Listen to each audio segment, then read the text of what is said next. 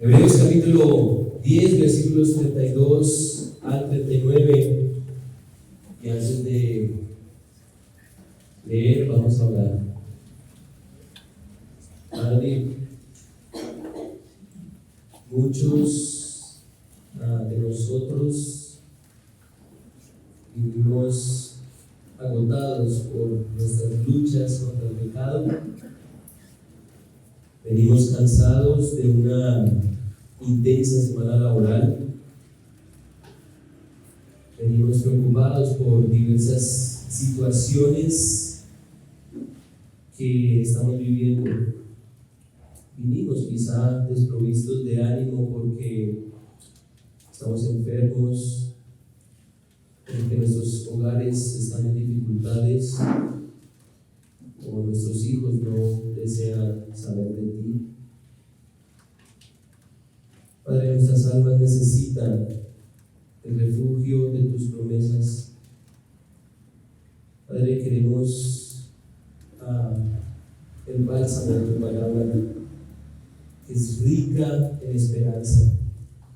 La exposición de tu evangelio nos es muy necesaria. Y en este momento no simplemente queremos recargar nuestra batería espiritual, sino que queremos ajustar más y más nuestros corazones al tuyo, y para que nuestras almas aspiren al mayor de sus deseos, y es el estar contigo por siempre. Que este mensaje produzca este efecto en tus hijos, y para quienes no han creído en Jesucristo como Señor y Salvador, convéncelos de por qué vale la pena creer. En su nombre te lo pedimos. Amén. Hebreos capítulo 11, versículos 32 al 39, esto es lo que dice la palabra de Dios. Pero recordad los días pasados, cuando después de haber sido iluminados, soportasteis una gran lucha de padecimientos. Por una parte, siendo hechos un espectáculo público en oprobios y aflicciones, y por otra, siendo compañeros de los que eran tratados así. Porque tuvisteis compasión de los prisioneros y aceptasteis con gozo el despojo de vuestros bienes, sabiendo que tenéis para vosotros mismos una mejor y más duradera posesión. Por tanto, no desechéis vuestra confianza, la cual tiene gran recompensa, porque tenéis necesidad de paciencia, para que cuando hayáis hecho la voluntad de Dios obtengáis la promesa. Porque dentro de muy poco tiempo el que ha de venir vendrá y no tardará. Mas mi justo vivirá por la fe, y si retrocede, mi alma no se complacerá en él. Pero nosotros no somos de los que retroceden para perdición, sino de los que tienen fe para la preservación del alma. El Señor bendiga su palabra. Cada día nosotros esperamos algo. Esperamos que suceda algo en nuestros trabajos, que suceda algo con nuestros hijos. Esperamos que se diga en esta predicación. Esperamos a qué horas termina el culto. Hay quienes ya están mirando el reloj a ver a qué horas termina el culto. Esperamos la hora en que nos atiendan en el banco. Esperamos el bus que nos llevará al lugar que necesitamos. Esperamos cuándo saldremos de esta o aquella enfermedad, cuándo saldremos de esta o aquella crisis. Existe un credo, no sé si lo han oído, y es el credo de Maimónides. ¿Ustedes saben quién es Maimónides? Hermanos, cultura general, ¿qué pasa? Es como saber quién es Simón Bolívar. Bueno, en este credo, en uno de sus artículos de fe, dice lo siguiente y afirma: creo con plena convicción en la aparición del Mesías y aunque Él se demora, aguardo diariamente su llegada. Y este credo, para asombro de todos, no fue escrito por un cristiano, sino por un judío y que profesa el judaísmo. Y se observa la plena certeza de lo que se espera. Está esperando la venida del Rey. Lo interesante es que nosotros tenemos ventaja sobre esta confesión, porque el Mesías ya vino, murió y resucitó. Y ese Mesías dijo que iba a volver, va a volver. Nuestra espera es aún mayor porque queremos ver de nuevo a aquel que ya vino. Y como les decía en un mensaje anterior, ¿qué esperamos más? ¿Aquello que nunca hemos visto ni oído? ¿O aquello que hemos visto y oído y queremos que vuelva? ¿Qué esperamos más? Mirando este texto en nuestro contexto, no en su contexto, sino en nuestro contexto, parece ser un pasaje lejano para nosotros.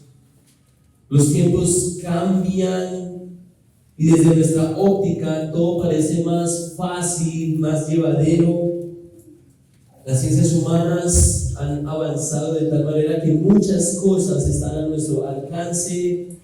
Las generaciones nuevas no parecen tener las preocupaciones de sus padres.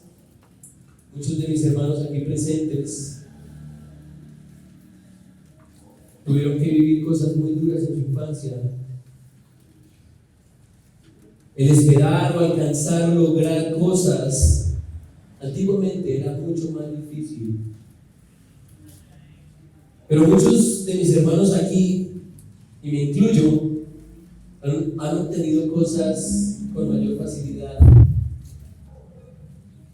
Igualmente, la nueva generación de la Iglesia de Cristo no parece tener las mismas preocupaciones de sus antepasados.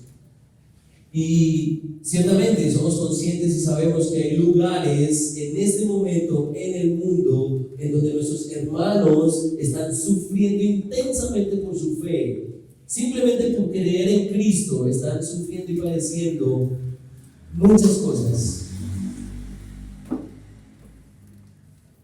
Pero en general, el cristianismo tiene cierta aceptación en el mundo, no tanto para ser creído, sino para no ser perseguido. Es muy sencillo argumentar de una manera reduccionista que este pasaje es para todo aquel que está experimentando cierta persecución, lo digo entre comillas, cierta persecución por su fe. Por ejemplo, el rechazo de familiares porque eres cristiano. Pero vemos en el texto una condición muy distinta para nuestros hermanos siglos atrás. ¿Y cuál es esa condición? Versículo 32. Pero recuerden los días pasados, cuando después de haber sido iluminados, soportasteis una gran lucha de padecimientos, por una parte siendo hechos un espectáculo público en oprobios y aflicciones, y por otra siendo compañeros de los que eran tratados así. El final de muchos de nuestros hermanos hebreos era la cárcel. Y en el libro de Hechos, si ustedes han leído el libro de Hechos, encontramos un buen número de registros de privaciones de la libertad para apóstoles, para pastores, para siervos del Señor. Contrario a lo que vemos hoy. Hoy que vemos, en donde pseudoapóstoles, pastores ungidos del Señor no se privan de nada, ni siquiera de utilizar el nombre de Cristo para robar a la gente. ¿Cómo cambian los tiempos, cierto, hermano? Lo interesante es que no hace mucho se dieron esos cambios, no hace mucho, porque desde la iglesia primitiva, Hebreos, desde la iglesia primitiva Hasta aproximadamente finales del siglo XIX, el cristianismo fue objeto de persecución intensa.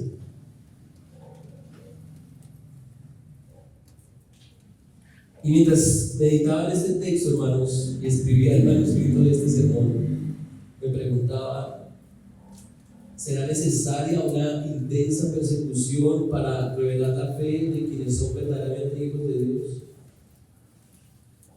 ¿Será necesaria esa persecución para revelar quiénes realmente son cristianos, quiénes son creyentes? Con insistencia, y hemos visto a lo largo de esta serie que el autor de Hebreos ha persuadido a sus oyentes a la perseverancia.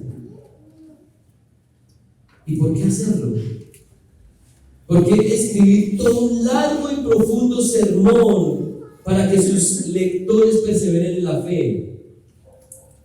Y aún mejor, ¿cuál es el mensaje para nosotros que parecemos estar lejos de la condición de persecución de estos hermanos? Al igual que nuestros hermanos del primer siglo, tanto ellos como nosotros estamos esperando. Estamos esperando. ¿Y qué esperamos? A que se materialice nuestra redención. Tanto ellos como nosotros están esperando que se materialice nuestra redención. Y este es el mensaje del texto, hermanos. Esperen. Esperen. Que la esperanza cristiana se va a materializar. La esperanza cristiana se materializará. Y por sobre todo lo que lleguemos a esperar en este mundo, sobre cualquier cosa, esperen, porque la esperanza cristiana se va a hacer tangible, se va a materializar. Tan palpable va a ser esa esperanza como podemos vernos nosotros hoy. Así será tangible la esperanza cristiana. Y el texto presenta dos razones de por qué esperar. Y son razones muy sencillas, pero claras por parte del texto. ¿Por qué esperar? Primero, porque la espera es recompensada. La espera es recompensada. En segundo lugar, porque la espera va a terminar. La espera terminará.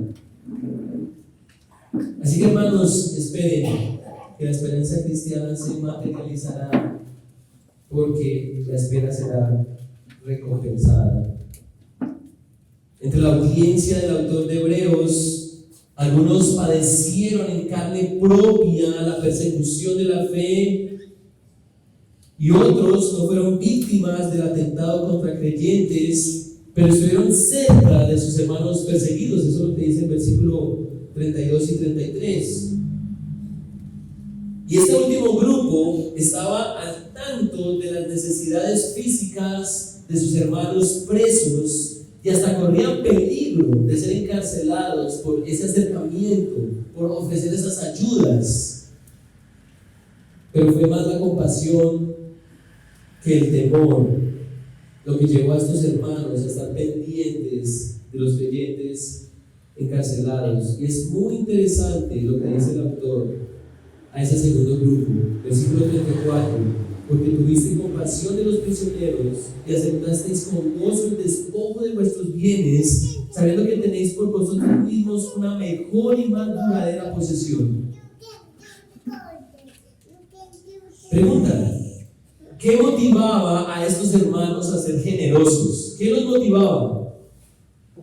¿La compasión o la certeza de una mejor y más duradera posesión? ¿Qué los motivaba? ¿La compasión o la certeza de una mejor y más duradera posesión? Bueno, las dos cosas. ¿Y por qué las dos? Bueno, porque el Evangelio sensibiliza el corazón a la misericordia, y en especial cuando creyentes están padeciendo necesidades. Pero el Evangelio también genera esperanza de que lo que se posee no lo es todo y no es lo mejor. hay una mejor y más duradera posesión, como dice el autor al final del versículo 34. Ahora, a la luz de eso, hay un llamado a la acción debido a lo anterior. Hay un llamado a la acción, versículo 35. Por tanto, no desechéis vuestra confianza, la cual tiene gran recompensa. La palabra desechar viene del griego apobalo, que significa soltar. Soltar. Para quienes saben que les aguarda una recompensa, se espera que nos suelten aquello que creen recibirán. Ante las presiones de la cárcel y de la creciente necesidad de ayudar a más hermanos presos, existe la tentación de decir: no más, lo suelto, no más, no puedo con esto. Pero ¿qué dice el texto? Esperen. No aflojen en su esperanza, que ya viene la recompensa, ya viene aquella mejor y perdurable posesión. ¿Y qué se requiere para esperar? Creo que todos aquí saben perfectamente en una palabra qué se requiere para esperar. ¿Qué se requiere, hermanos? Versículo 36. Porque tenéis necesidad de paciencia. Levanten la mano aquí los pacientes. Lo vimos en la escuela americana. Tenía la esperanza de que alguien. Tenéis necesidad de paciencia para que cuando hayáis hecho la voluntad de Dios obtengáis la promesa. La Biblia, más que la experiencia, deja en claro que mientras más se espera, más que paciencia se necesita. Pero a la luz de este texto, no solo se requiere paciencia, y mucha atención a lo que voy a decir. Mientras se espera, no solo se necesita paciencia, sino que también se necesita evidencia de que se está esperando el cumplimiento de la promesa. Y la evidencia que muestra el texto de alguien que espera pacientemente es que hace la voluntad de Dios. Hace la voluntad de Dios, versículo 36, porque tenéis necesidad de paciencia para cuando hayáis hecho la voluntad de Dios, obtengáis la promesa. La paciencia es notoria cuando se hace la voluntad de Dios. ¿Alguien aquí, levante la mano aquí, que nunca ha hecho una fila en el banco? Tenía la esperanza de que alguien, nadie, todos aquí han hecho una fila en el banco. Los voy a invitar.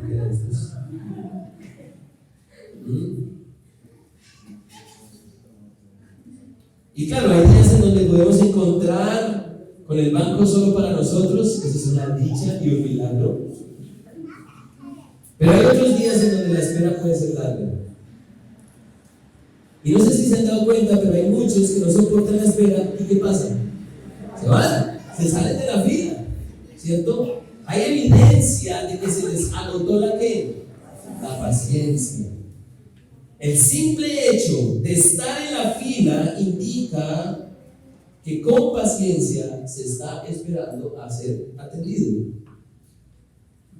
Hermanos, pregunta: ¿cómo están esperando?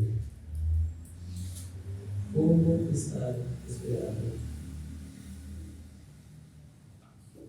¿Lo estamos haciendo con paciencia, haciendo la voluntad de Dios? Esposos, yo con ustedes, ¿cómo estamos esperando la recompensa? Y el apóstol Pablo en 1 Tesalonicenses, versículos 3 al 5, dice: porque esta es la voluntad de Dios, vuestra santificación, es decir, que os abstengáis de inmoralidad sexual, que cada uno de vosotros sepa cómo poseer su propio vaso, o como dice de una manera, su propia esposa, en santificación y honor, no en pasión de concupiscencia como los gentiles que no conocen a Dios. Iglesia, ¿cómo estamos esperando la recompensa? ¿Cómo estamos esperando la recompensa? Ahí mismo el apóstol en 1 Tesalonicenses 5 le dice: dad gracias en todo, porque esta es la voluntad de Dios para con vosotros en Cristo Jesús. 1 de Pedro capítulo 2 versículos 15 al 17, porque esta es la voluntad de Dios. Y esto aplica mucho en conexión a la escuela dominical, que haciendo bien hagáis callar la ignorancia de los hombres insensatos como libres, pero no como los que tienen libertad como pretexto para hacer lo malo, sino como siervos de Dios. Honrad a todos, amad a los hermanos, temed a Dios, honrad al Rey. Y no necesitamos pasajes de la Biblia que digan: esta es la voluntad sobre, ¿cierto? La voluntad de Dios sobre, o esta es la voluntad de Dios para, o esta es la voluntad de Dios de. Hermanos, aquí está toda la voluntad de Dios. Aquí está la voluntad de Dios. Pastor, ¿cuál es la voluntad de Dios para con mi esposo incrédulo? ¿Cuál es la voluntad de Dios para mi negocio? ¿Cuál es la voluntad de Dios para con mi hermano que es difícil? Dice el pastor John MacArthur en su libro La voluntad de Dios lo siguiente, y él dice eso pidiéndole al que lea eso esté bien sentado. La voluntad de Dios es que usted sea salvo, de que usted sea lleno del Espíritu, sea santificado, sea sumiso y sea sufrido. Esa es la voluntad de Dios para usted. Si usted está haciendo todas estas 5 cosas básicas, es decir, ser salvo, lleno del Espíritu, santificado, sumiso y sufrido, si usted está haciendo todas estas 5 cosas básicas, ¿sabe cuál es el siguiente principio de la voluntad de Dios? Hacer lo que usted quiera. Hacer lo que usted quiera. Porque lo que usted quiere va a estar ajustado a todos esos 5 principios. Hermanos, ¿cómo estamos esperando la recompensa? Porque la espera será recompensada. Hermanos, esperen. La esperanza cristiana se materializará, pero necesitamos esperar bien. Los hermanos que señala esta epístola estaban esperando con paciencia porque soportaban cárcel, porque daban de sus recursos con riesgo y generosidad para sostener a sus hermanos presos. Esos hermanos estaban haciendo la voluntad de Dios, y por eso el autor les dice: sigan perseverando, sigan esperando, porque en cualquier momento la espera tendrá su recompensa. Así que, hermanos, esperen que la esperanza cristiana se materializará, será recompensada. Y hay una segunda razón para esperar, y es porque la espera va a terminar. La espera terminará. Y esta es quizá la razón más difícil. ¿Y por qué es difícil? Porque nuestros hermanos hebreos no vieron lo prometido. Ellos no lo vieron. Murieron y no vieron materializada su esperanza. Llevamos miles de años y la esperanza sigue sin verse. ¿Tendremos que esperar para siempre? ¿Tendremos que esperar para siempre? Versículo 37. Porque dentro de muy poco tiempo el que ha de venir vendrá y no tardará. Mas mi justo vivirá por la fe, y si retrocede mi alma no se complacerá en él. Aquí el autor de Hebreos nos pone a estudiar. ¿Y por qué? Bueno, al parecer el autor está apelando, está citando a un texto del profeta Habacuc. En Habacuc capítulo 2, versículos 3 y 4, el profeta dice lo siguiente: aunque la visión tardara aún por un tiempo, mas se apresura hacia el fin y no mentirá. Aunque tardare, espéralo, porque sin duda vendrá, no tardará. He aquí que aquel cuya alma no es recta se enorgullece, mas el justo por su fe vivirá. Y claramente vemos algunas variantes textuales, ¿cierto? En cuanto a lo que dice el autor Habacuc, el profeta, y lo que dice el autor de Hebreos. Pero no perdemos en la intención, o mejor, para no perdernos en la intención por la que el autor de Hebreos está citando a Habacuc, necesitamos entender qué pasaba en los tiempos de Habacuc. Necesitamos entender qué estaba pensando Habacuc. Y por contexto, si usted ha leído el profeta Habacuc, créanme, hay un libro que se llama Habacuc en la Biblia. Y por contexto vemos que el profeta no entiende cómo es que el pueblo de Dios, cómo es que Israel va a ser juzgado por un pueblo más pagano que Israel. Él no entiende eso.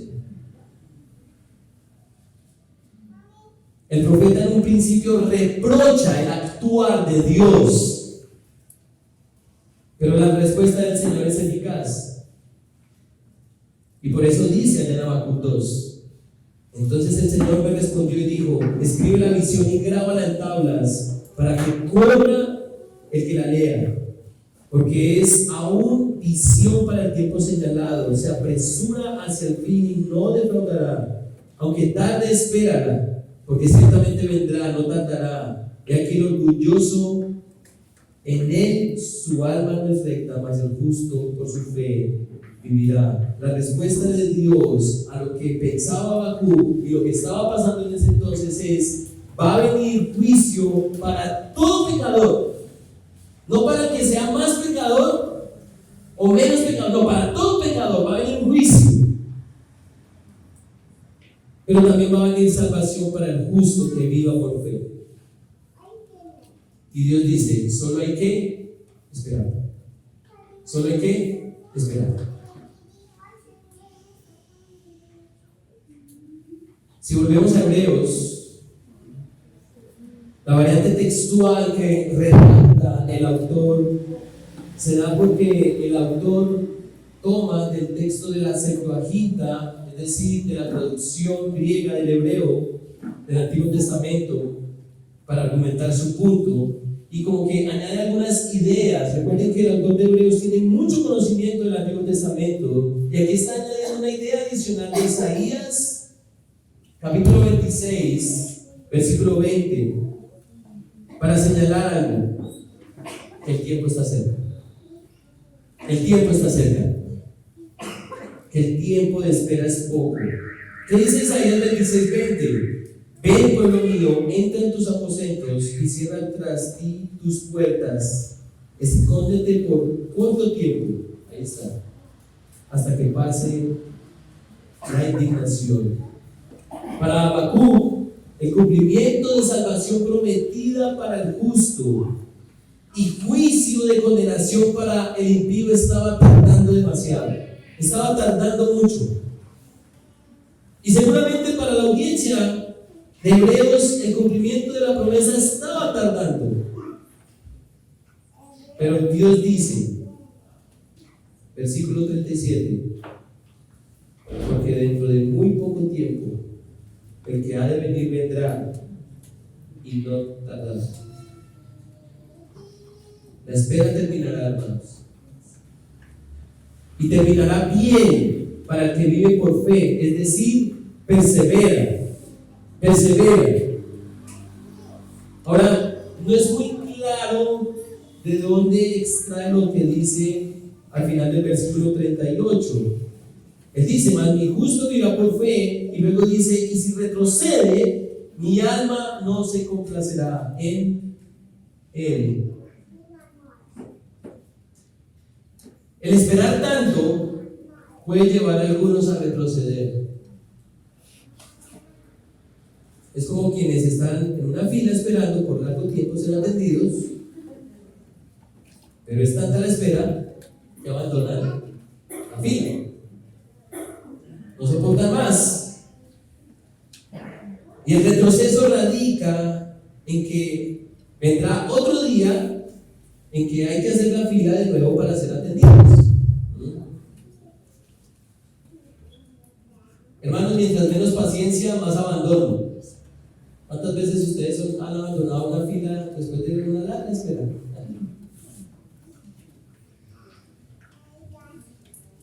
Una vez yo tuve que hacer una fila de más de 24 horas para obtener un documento. 24 horas. Pero aquí está el punto, versículo 39. Pero nosotros no somos de los que retroceden para perdición, sino de los que tienen fe para qué? Para la preservación del alma. Preservación del alma. Esa fila que yo hice en aquella ocasión de más de 24 horas, la soporté, la resistí, hermanos, hasta la lloré, de verdad. 24 horas, más de 24 horas, porque el documento que necesitaba era muy importante. Y si no obtenía ese documento, iba a perder muchas cosas, muchas oportunidades. Valía la pena esperar. El desistir de la fila no era una opción. De lo contrario, tendría muchos problemas para conseguir trabajo, entre otras cosas. Hermanos, no sé cuántas veces la Biblia dice que nuestra salvación se va a consumar, se va a realizar. Que nuestra redención se va a materializar. Que nuestro Señor va a regresar. Que el Rey vuelve a restaurar todas las cosas como lo ha prometido. Desde la primera venida de Cristo hemos tenido que esperar ¿cuántos años? Más de 2000 años. Y desde la caída del hombre hemos tenido que esperar más de 6000 años aproximadamente. Si al final nuestras almas serán preservadas, vale la pena continuar esperando. Porque en cualquier momento esa espera va a terminar. Quizá partamos de este mundo, quizá muramos, porque todos aquí vamos a morir. Y Cristo no ha regresado. Quizá nuestros hijos y nietos crecerán y quizá el Señor no ha vuelto. Pero esperen, porque la esperanza cristiana se materializará. El tiempo no será más, como dice Apocalipsis. La espera habrá de terminar. Y cuando veamos nuestras almas preservadas por la eternidad, para con el Creador, con toda certeza, les aseguro, hermanos, con toda certeza, vamos a decir: valió la pena esperar. Valió la pena esperar. Fueron días, meses, años, décadas, siglos, milenios. Valió la pena esperar. Valió la pena esperar. ¿Qué es la eternidad comparada con muchos años? Los hijos de Dios estamos dispuestos a esperar. Con toda certeza vamos a decir: valió la pena esperar. Los que salen de la fila, porque los afanes de este mundo son más seductores y se rinden al ofrecimiento de esta realidad perecedera y les gusta y aman pecar, con toda certeza van a decir: valía la pena esperar. Valía la pena esperar.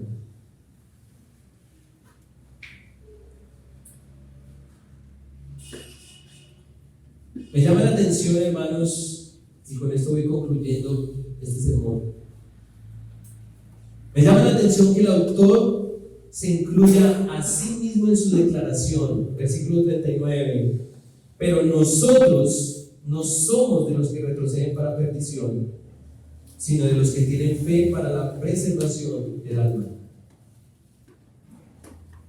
Para muchos esta afirmación puede ser un indicio de la pérdida de la salvación, como otras que supuestamente se encuentran en esta epístola, en esta carta, en este texto.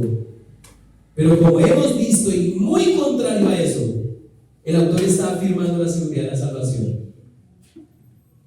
¿Por qué?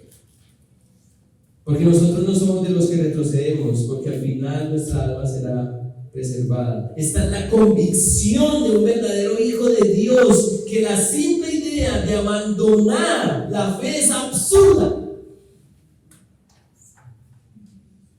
porque estaría botando literalmente a la caneca, y esa es como la idea allí, cuando él dice en el versículo 35, por tanto no desechen, no boten a la caneca. La más grande de las recompensas. Hermanos y amigos que nos están visitando, si no sufriéramos, si no enfermáramos, si no nos doliéramos, si no fuéramos perseguidos, si no fuéramos ignorados, si no viéramos a otros morir y si no muriéramos nosotros, la esperanza cristiana no tendría sentido.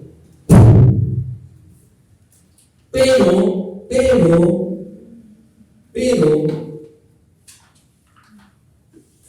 la realidad es todo lo contrario. ¿Cuál es la realidad nuestra? El sufrir, el enfermar, el dolernos, el ser perseguidos, el rechazo y peor aún la muerte. Todo eso y más está a la orden del día. Desde las películas hasta la literatura, desde la ciencia hasta la religión, todo está comunicando que esta humanidad está mal. Está mal y que se requiere algo mucho mejor. Se requiere algo mucho mejor. El único Dios verdadero, el Dios de la Biblia, ha dado lo mejor. Ha dado a su Hijo Jesucristo, para que en su muerte fuéramos librados de nuestros pecados y para que en su resurrección fuéramos librados de la muerte. Cuando Jesucristo vino en su primera venida, el Señor le dijo a sus discípulos esto: bienaventurados, como dice la Biblia de las Américas, dichosos los ojos que ven lo que vosotros veis, porque os digo que muchos profetas y reyes desearon ver lo que vosotros veis y no lo vieron, y oír lo que oís y no lo oyeron. Hermanos, en este momento yo estoy de pie ante ustedes predicando este sermón, pero les aseguro que todos quisiéramos tener aquí a nuestro Señor Jesucristo predicando. A nuestro Señor Jesucristo predicando. Por siglos, profetas y reyes esperaron ver a su Mesías. Eso lo vemos en el Antiguo Testamento. Queremos ver al Mesías. Se nos ha prometido un rey, un rescatador. Y los apóstoles fueron los recompensados al ver al rey siervo. La espera para los apóstoles terminó, pero terminó en parte, porque a todo el pueblo de Dios, incluyéndonos a nosotros, se nos ha prometido ver al rey, y no como siervo, sino como juez. Todos los días clamamos por justicia, ¿cierto, hermanos? Y vemos que este mundo no la da, pero se nos ha prometido un juez justo. Queremos ver al Rey de Reyes y Señor de Señores. Santiago, en el capítulo 5, nos dice lo siguiente: hermanos, como raro dice, sean pacientes. Sed pacientes hasta la venida del Señor. Mirad cómo el labrador espera el fruto precioso de la tierra, siendo paciente en ello hasta que recibe la lluvia temprana y la tardía. Sed también vosotros pacientes, fortaleced vuestros corazones, porque la venida del Señor está cerca. Hermanos, no os quejéis unos contra otros, para que no seáis juzgados. Mirad, el juez está a la puerta. Hermanos, tomad como ejemplo de paciencia y aflicción a los profetas que hablaron en el nombre del Señor. Mirad que tenemos por bienaventurados a los que sufrieron. Habéis oído la paciencia de Job y habéis visto el resultado del proceder del Señor, que el Señor es muy compasivo y misericordioso. Hermanos, por favor, esperen que la esperanza cristiana se va a materializar. La espera será recompensada, la espera va a terminar y vale la pena esperar para ver nuestras vidas plenamente restauradas como se nos ha prometido. Es absurdo esperar que si estamos enfermos Dios nos sane, porque vamos a morir finalmente y no queremos vivir muertos. Eso no tiene sentido, eso es contradictorio. Así que vale la pena esperar para ver nuestras vidas plenamente restauradas como se nos prometió. De lo contrario, no hay que esperar la condenación, la cual está garantizada para quienes no esperan. El que no espera en una fila de banco va a ser atendido. Lógica y obviamente no.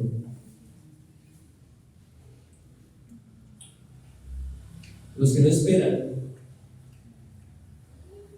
tendrán la condenación, la cual es garantizada. Es decir, los que no esperan son los que afanosamente corren al ritmo de este mundo presente, el cual será destruido por fuego, para quienes terminarán con sus vidas perdidas eternamente. Así que esperen, hermanos, esperemos. La esperanza cristiana se materializará.